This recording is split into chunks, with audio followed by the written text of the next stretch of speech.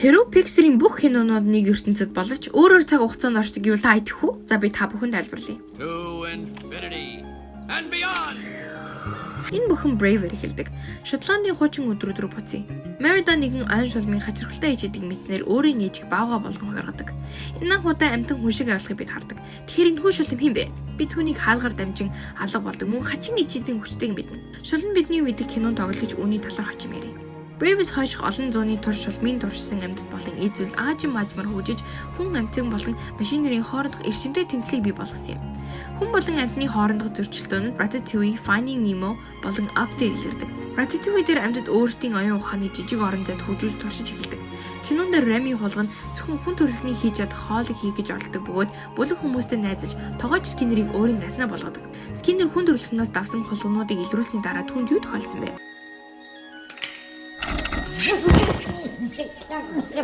Энэ нь Up-ийн хорон санаатан Чарльз Монсын чихэнд хүрч байсан нь түүнийг амьтдын бодлыг илрүүлдэг төхөөрөмжийг хүчүүлэхэд тусалсан байх магадaltaй. Did that dog just say hi there? Oh yes. Түүний нас барсны дараа нохтод юу тохиолсон талаар бид мэдэхгүй. Гэтэ хүмүүс амьтдын чадамжийн талаар мэдэж үүн нь амьтдыг хүмүүсийн эсрэг илүү их дайдахад хүргэсэн юм. Иймд Up дээр ажилтны хувьсгал эхлэх суурь тавигдсан. Up-ийн эхний хэсэгт Карл хотыг үргэлжлүүлэх үүрэг бүхий корпорацид өөрийн байшингаа зархаа суур аргагүй байдалд хүрдэг. Үүнийг нэг бодоод үзтээ ямар корпорац дэлхийн бохирдол болон технологийн хязгаарыг хэтрүүлэн ашигладаг вэ?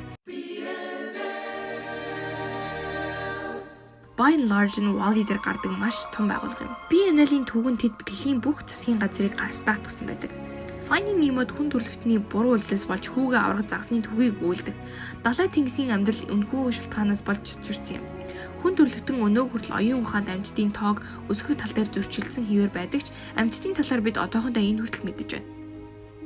Хүн амьтан машины хоорондох тэмцлийн талаар бид өмнө дурдсан. Тэгэхээр хиймэл оюун ухаан бүхий машинууд хизээнээс эхэлсэн байна. The Incredibles дээр Syndrome 8 Incredible өшөргсөн атаачтанс болж бусад бүх супер баатруудыг устгахыг оролддог.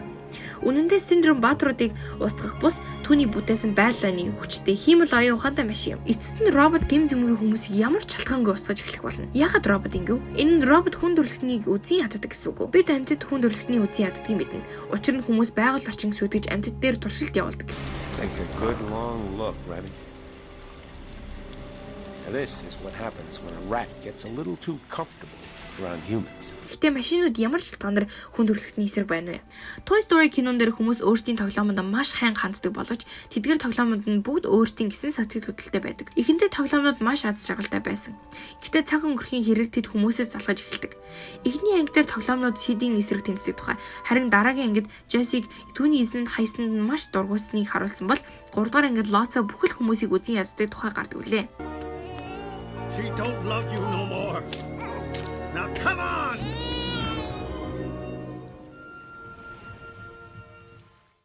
Тоглоомнууд өөрсдийн нөхцөл байдлаа дургүй болж эхэлдэг.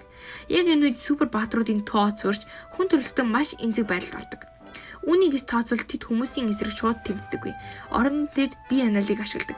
Энэ нүүр царайгүй корпорацийн супер хүмүүсийн төслийн дараа хүчээр гарч ирдэг. Toy Story дээр тоглоомод хүний хэрэгцээ ихээр хэрэгтэй байдгийг хардаг. Хувийн биелэлт, энерги тэдэнд хүн төрөлхтөн хэрэгтэй. Ийм учраас машинуудыг хүн төрөлхтөн хяналтандаа оруулж ашигладаг.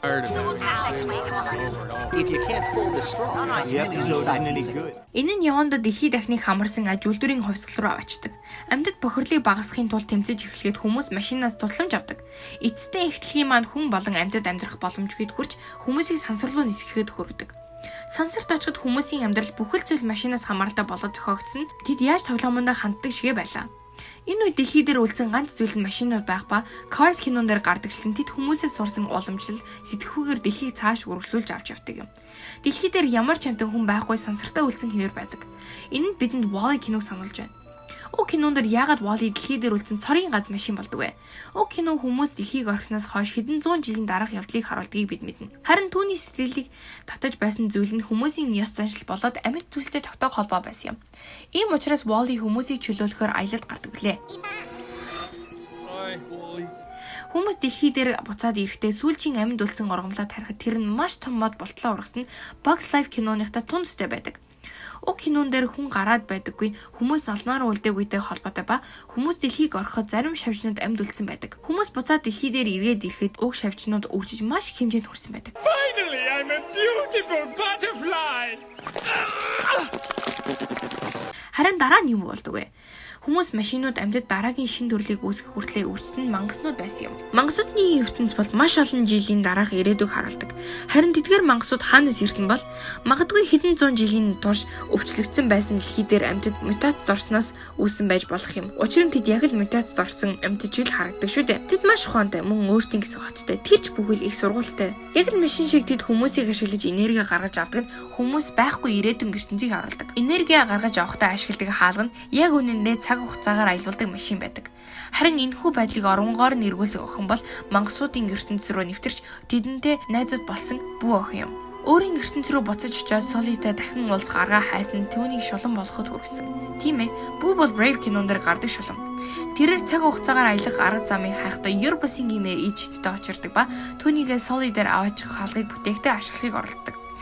Энэ нь яагаад түүний гинэд өөр газрууд руу хүргээд байдгийг учир ба Мерида яагаад шулмыг олж чаддгийг шалтгаан юм. Бүү хаалгуудаар аялж явсаар байх боловч Солиг олох болов уу? Тэдний хайр нь Pixar-ийн бүхий л кинонуудыг холбодог юм. Хүн төрөлхтөн амьтад машинууд бүгд бие биедээ амар амгалан амьдарч болж чадахыг илэрхийлсэн юм а. Kitty.